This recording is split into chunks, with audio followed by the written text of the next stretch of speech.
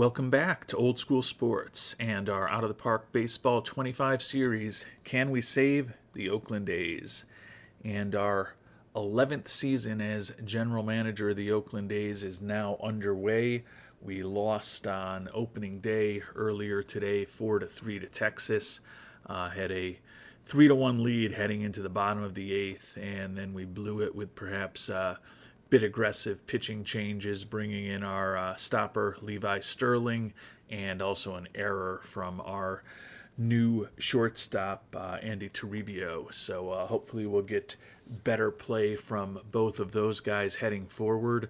There's not going to necessarily be a ton of action in this episode, just letting you know that up front. This is typically an episode where we play through the first couple months of the season and just kind of try to get a sense of, is this team what we think it is? And based on the preseason projections, we were expected to win over 90 games and win the American League West. That may be a bit ambitious given that the Texas Rangers, who we lost to earlier today, were a 105-win team a year ago. They beat us by 9 games in the division, and they were also World Series champions. But hoping that we can keep this team pretty competitive and hopefully guide these A's into the playoffs for a 5th time in the past 6 seasons when we do get to October of 2034. As I noted in the last episode, we've made a couple of waiver claims. If anything interesting happens with them over the next few days, certainly we'll be talking about it.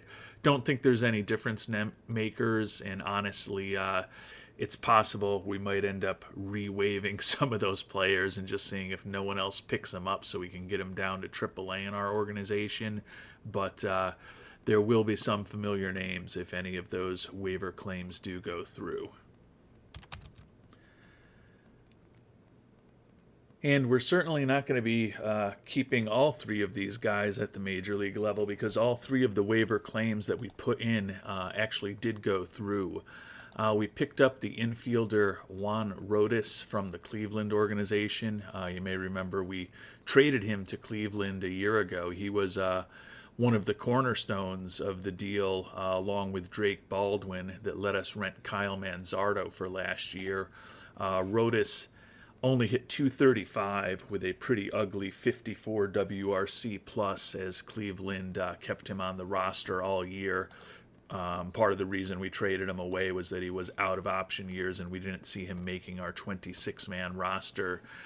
He does give us a little more versatility defensively, potentially in the middle infield, and that is a concern of ours right now if we happen to have any injuries to Mr. Toribio, our shortstop, or Mr. Estrada, our second baseman. But we still may end up sending him back through waivers. Byron Dervish, another guy that we put a claim in on. This is a guy who was available in, I believe, the first IAFA period in 2025.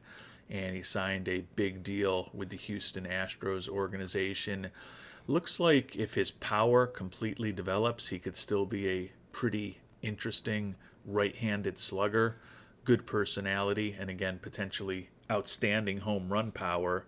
The issue is that Mr. Dervis is almost 26 years old now, and it's pretty hard to imagine him magically learning, closing in on the age of 26, how to take his power from average to borderline exceptional.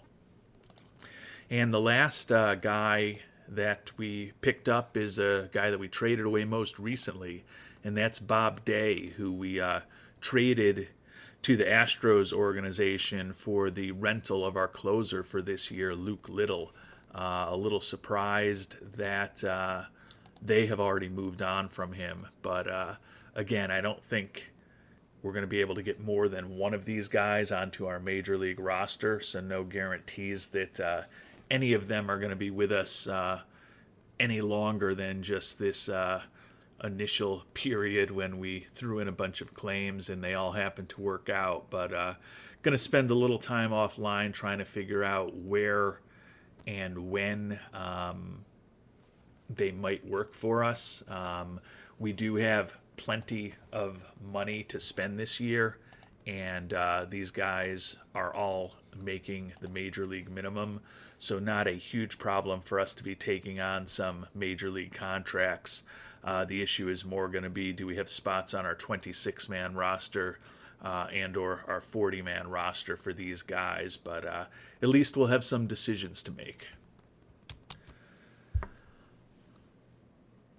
All right, so I've spent a lot of time offline trying to figure out what to possibly do. Looked at a number of potential trades involving some of the dregs of our 40-man roster, and perhaps not surprisingly, no one is really interested in giving us anything with any little bit of value for the dregs of our 40-man roster.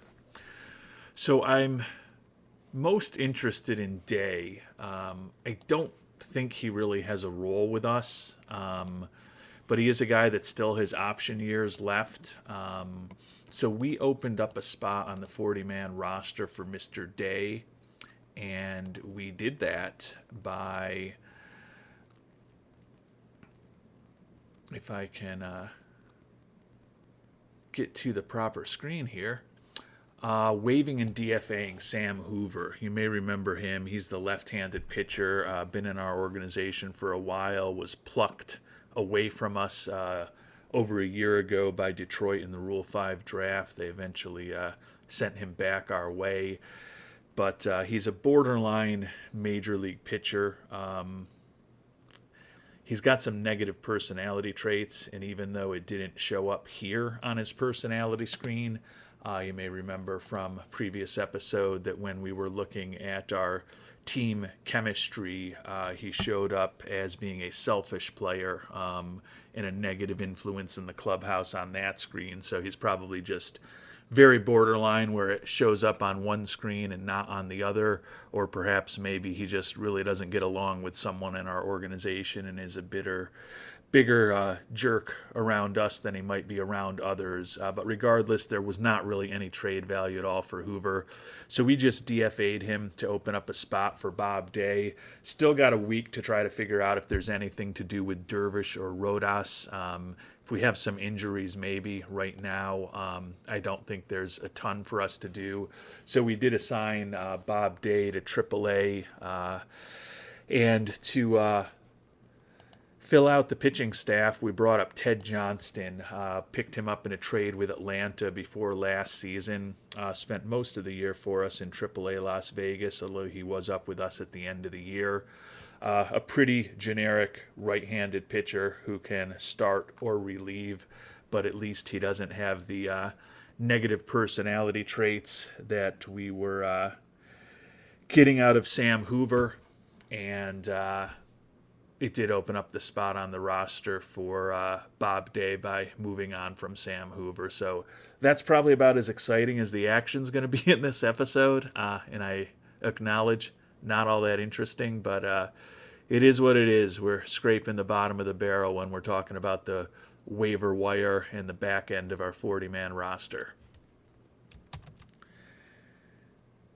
And it ended up being an ugly start to the season on the road against the world champion Rangers. Lost the first two games of the road trip in March. Lost in extra innings on April 1st yesterday. And we did finally win the final game of the series to salvage being swept on the road today. Hopefully we'll get a better result this upcoming week, home against the Royals and the Rangers. So still two very tough teams that we're likely to be battling into September and October if we do end up being in the playoff race this year. But positive thing is we will at least have them as at home over this first homestand of the 2034 season. And we will have a roster move to make. Starting second baseman Sergio Estrada going to be out for about a week with an oblique strain, but given that we don't have a good defensive option at second base to back him up at all at this point, we're going to put him on the 10-day IL, hopefully ensure that he gets fully healthy, and we'll make another corresponding roster move, although unfortunately fortunately, since he's only going on the 10-day IL instead of the 60-day IL, not going to open up a 40-man roster spot that we might be able to use for Mr. Rodas, but we'll get a look at somebody else at second base when all is said and done. And to play second base for us over the near term, we promoted Julio Del Campo. You may remember he's the guy that we picked up just a week and a half ago when we finally moved on from Bertrand Albrighton, who was out of options and was not going to make the 26-man roster. We have started training Del Campo how to play second base in AAA, and fortunately for us, even though he's only played 5 games so far, given his excellent defensive skills and the fact that he's a natural shortstop, he got competent at second base reasonably quickly. Still clearly has some learning that will be happening at the major league level at this point. Although I guess in theory with his range, maybe we put him at short, which is more of his natural position for the time being, and perhaps pivot Toribio over to second base. That's probably the strongest defensive infield for us by a little bit of a margin. And then presumably when Estrada is ready to come back, we move Del Campo back down to AAA and let him continue learning how to play second base there. I think that is what we'll end up doing. It'll tighten up our infield defense just a tiny bit for the time being. You can see we won the first 2 games of the series against the Royals to even our very early season record at 500 at 3-3. And the left-handed pitcher Sam Hoover was not claimed by anybody, so we ended up putting him onto our AAA roster. Unfortunately, we don't really have spots for either Rodas or Dervish, so rather than hang on to their contracts, Seattle was willing to ship us Mason Wynn, 32-year-old, wrecked physically, kind of a 4A guy at this point in his career, and take on those contracts for their organization since they're in a rebuilding mode. So at least we don't have to pay them their minimum salaries this year. From that perspective, it's a little bit of a victory, and we do end up after that foray into the waiver wire with Bob Day back on the 40-man roster for us rather than Sam Hoover. And it looks like it's good that we were conservative with Estrada and put him on the IL, even though it was supposedly only a week-long injury. Just suffered a setback, going to be at least another week until he's ready to join the team. After the good result we had against the Royals, sweeping them at home, Texas continues to have our number. They took 3 straight at home against us, so we are now 1-6 this season against the defending World Series and Division champions. And we just completed a 4-3 road trip, took 2 out of 3 against our division rivals in Seattle before splitting a 4-game series in Detroit. Estrada looks like he is healthy and ready to come off of the IL, so presumably we will be sending Mr. Del Campo back down to AAA. Although he has hit 270 in 10 at-bats, could leave us with a interesting decision to make since we do like his glove. And we had actually thrown Sergio Estrada onto a quick rehab assignment in AAA only because we were fearful of what might happen with Elliot Bonello. He was injured, diagnosis pending, and as it turns out, the outfielder has a torn rotator cuff, going to miss 3 to 4 months. So he will certainly be going on to the 60-day IL. That will give us another spot on the 40-man roster for the time being. Also will mean that we'll have a spot on the major league roster. Maybe we end up keeping both Estrada and Del Campo. Bonello, who is one of our big acquisitions this past off-season, not off to a blistering start with us, hitting .254 in 59 at-bats, 3 doubles and a homer, only a 71 WRC plus. So certainly hasn't been the offensive force that we would have hoped he might be. we'll have to do a few more roster moves to figure out exactly what and how we want to replace him. Could be another outfielder coming up. Could be Estrada coming up. You can see Landine, who's dealing with that strained hammy, now has an unknown recovery period, which is not optimal. So a lot of different levers that we're going to be thinking about trying to push here over the very near term before our next game. Split the first two of the latest homestand against Tampa, so we are 9-10, third place in the AL West here on April 20th. And we decided to bring Estrada back up to the major league team, send Del Campo back down to AAA so he could work on perfecting his ability to play second base. I think he could be back with us at some point in the not too distant future. Fortunately, some of the redundancy that we built into the potential roster this offseason is paying off. What we decided to do was to promote Juan Acevedo. You may remember him. He is the International League finding that we had an opportunity to sign before anybody else. We ended up letting him hit the open market and did end up signing him. He hasn't been great in AAA, hitting just .242. Does have 8 doubles and 3 triples in just 66 at-bats, so he's fit for pretty good power. 500 slugging percentage and a 114 WRC plus. Solid defensive outfielder, and the bat looks like it could be borderline useful, particularly against right-handed pitching. So with Bonello out, that's going to give us an opportunity to bring up the left-handed hitting outfielder Acevedo and see if perhaps he can give our offense a little bit of a jolt. And unfortunately, we've hit a really rough patch here after splitting those first games against Tampa Bay.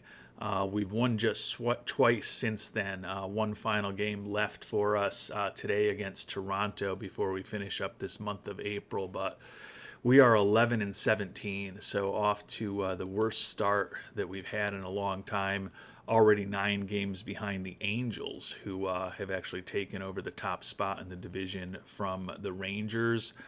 And 4.5 out of the wild card already. So certainly not the start to the season that we would have hoped. We'll obviously check in once we get to May 1st in a little more detail. But one slightly positive piece of news, Alejandro Landine finally healthy. We are going to get him now down to AAA, and he could potentially be an answer for us in the middle infield in the not too distant future. Love his personality, but he has only played 23 games at this point at the AAA level, and he only hit .217 there a year ago, so probably needs to be playing every day and getting a little bit more seasoning for the near term at least. And we did win that final game of the month against Toronto. The young shortstop, Andy Toribio, named the Rookie of the Month. So that's positive despite the slow start that we've had as a team. Toribio hitting .287 with 6 doubles, a triple, and 5 home runs in 101 at-bats for this Oakland squad. 127 WRC plus and a 0.6 WAR. Taking a look at his fielding at shortstop, he's definitely been below average in terms of his zone rating and defensive efficiency. Not horrible defensively, but certainly not ideally what we are looking for at shortstop. But good to see that he's certainly handling the bat fine, and I think he could be an important part of our future. You may remember we signed him to that long contract this past off-season. Despite him having only 14 at-bats of major league experience, felt like a worst-case scenario. He'd be a pretty useful utility player for us. But based on the bat thus far at the major league level, looks like Toribio could certainly be more than a utility player for us, even if he may be a bit miscast as a starting shortstop right now.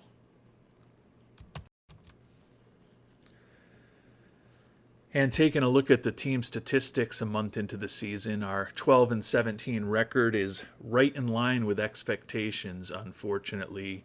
The offense has just completely fallen off this year. We rank 13th in the league in runs scored after having an offense that was in the top of the league last year. We've also dipped a bit pitching-wise, tied for 5th in runs allowed. Our bullpen is still outstanding, but one of the worst starting rotations in the American League with a ERA of over 5 for our starters thus far.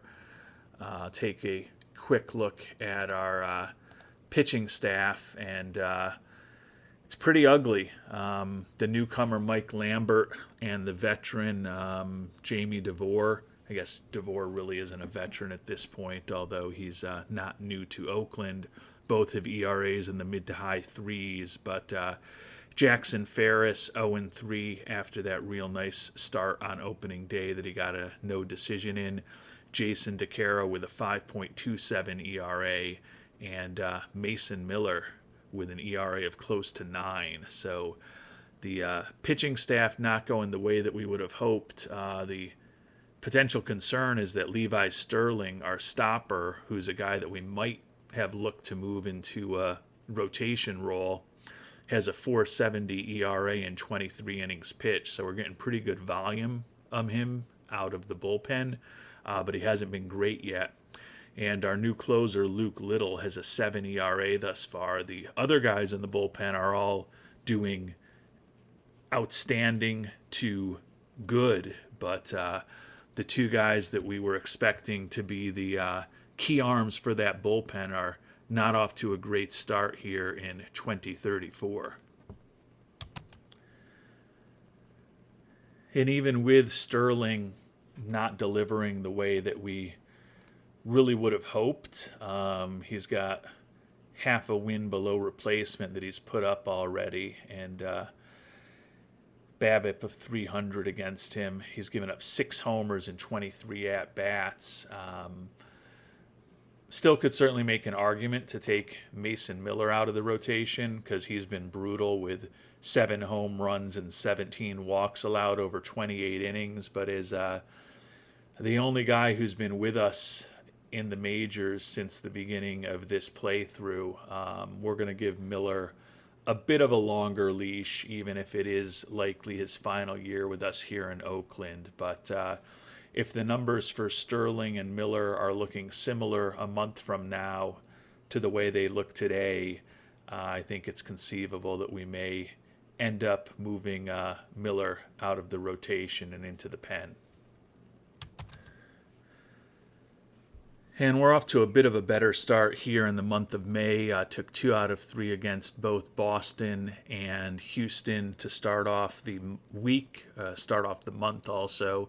And Colt Keith was just named Player of the Week, hit 480 with a homer and 7 ribbies for us. So Keith is one of the few guys who's not an offensive problem for us. 344 average, 9 homers, and 21 ribbies already here on May 8th. And after the solid start to May, we went 500 over the past week. So as we sit here on May 15th, 19-22 record, 3rd place in the division, 5.5 behind the Angels. We have creeped to 3.5 out of a wild card spot, so a bit better here in May than we were in April. Jake Ortega ranks 3rd in the American League in batter WAR. He is having a really big season thus far, 347 average with 11 doubles and 7 homers to go with 30 ribbies already, a 175 WRC plus, as Ortega just continues to be a extremely important part of this offense. I haven't done a deep dive into our batting statistics yet, but as we sit here in the middle of May, ranking 13th in the American League in runs scored, looking at what we've gotten from Colt Keith and Jake Ortega so far, I don't think it's a stretch to suggest that most of the rest of the team is not holding up their end of the bargain offensively.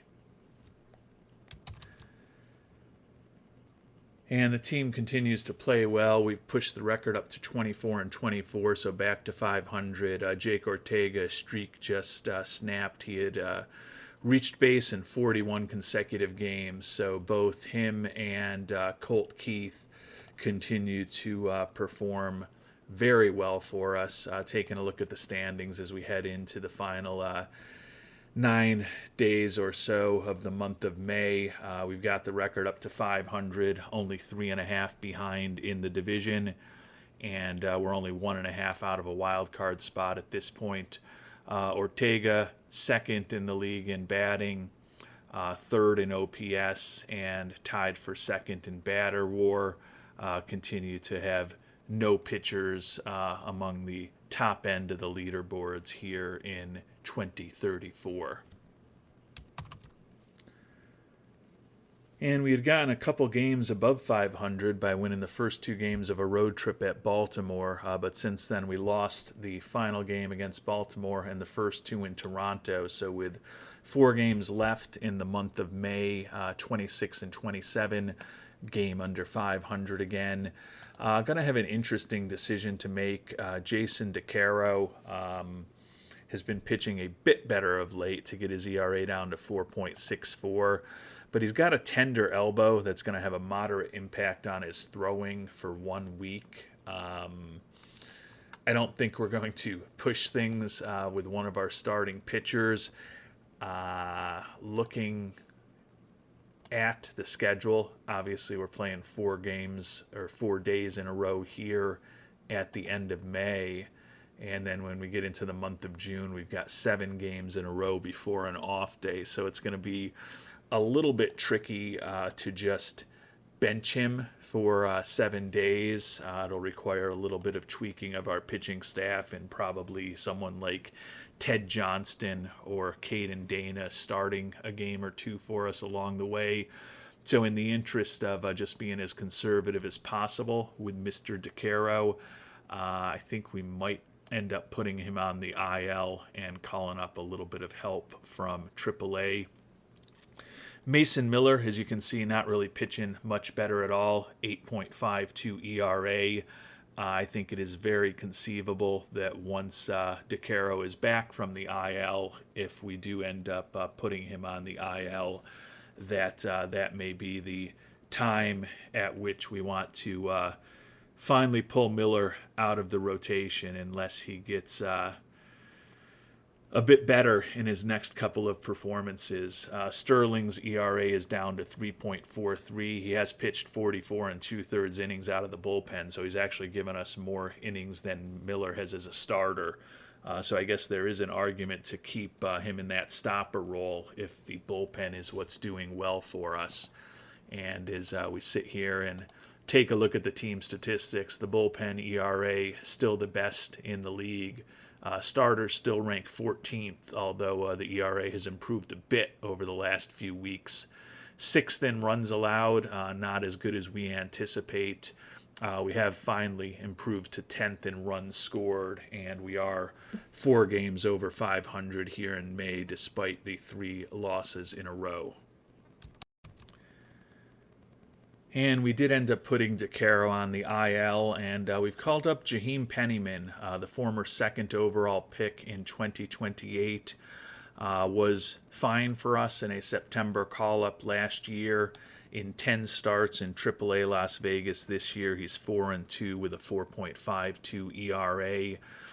The walks are always the concern with Pennyman.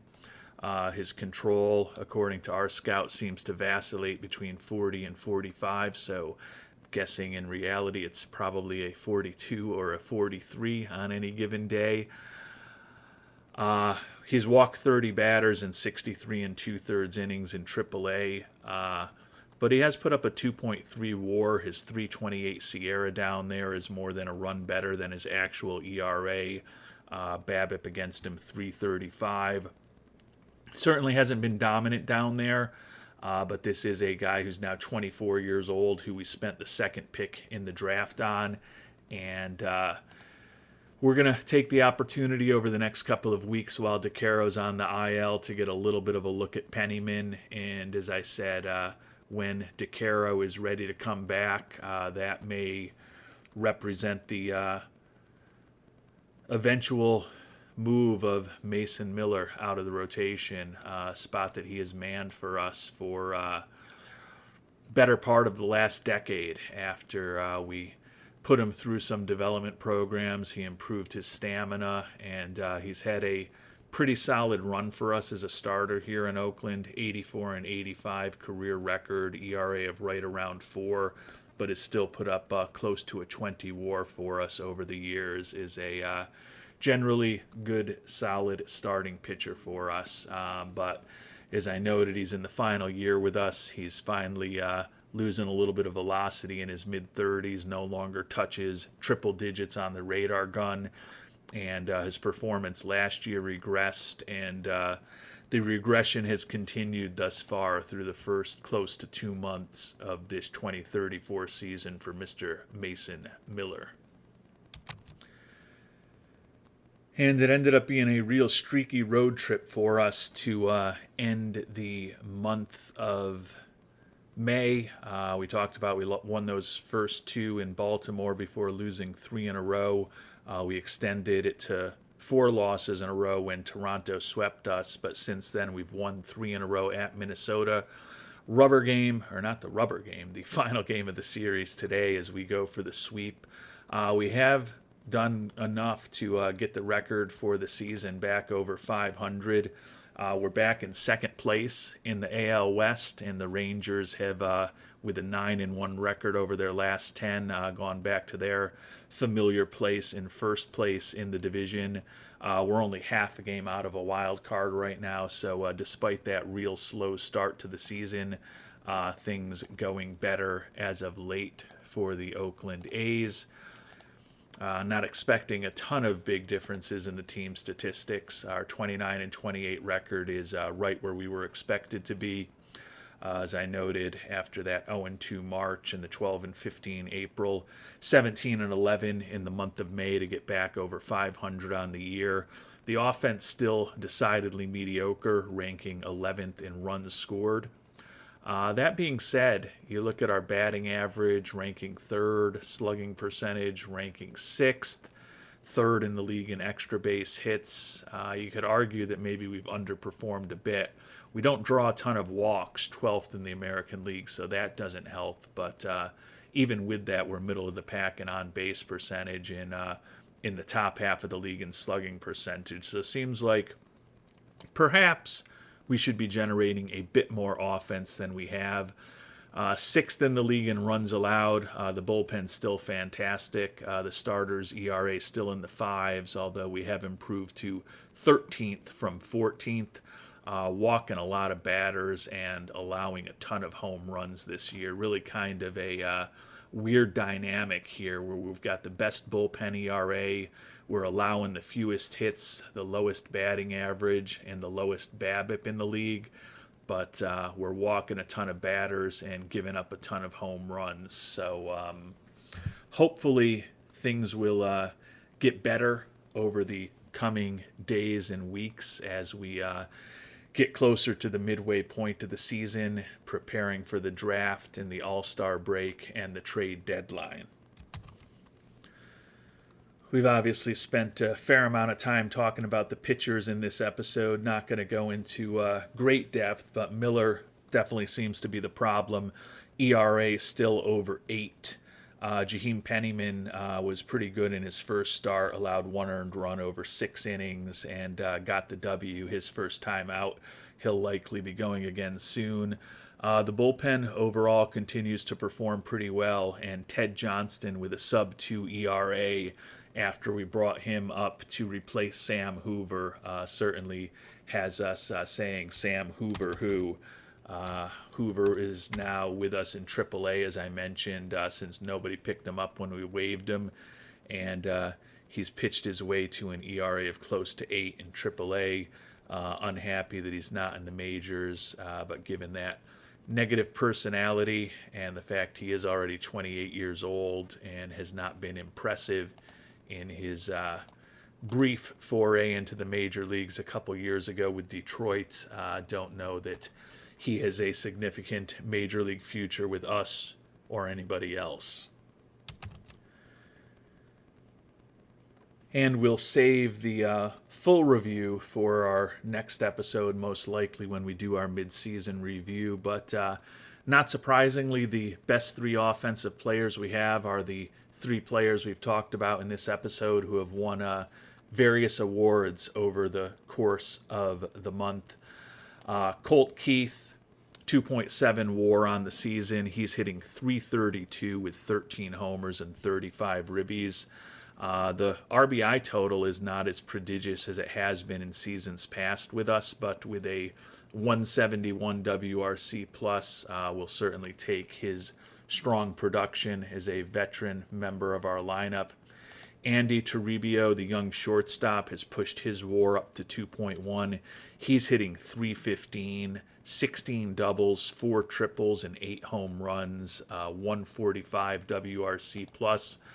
The fielding at shortstop has actually gotten a little bit better. His zone rating is now slightly above average, and although his defensive efficiency is below average, not as low as it was when we checked in a month or so ago. And then Jake Ortega continues to rake as well, hitting .332. He's got 9 home runs and 9 steals on the season, 167 WRC plus, and a team best 2.9 WAR.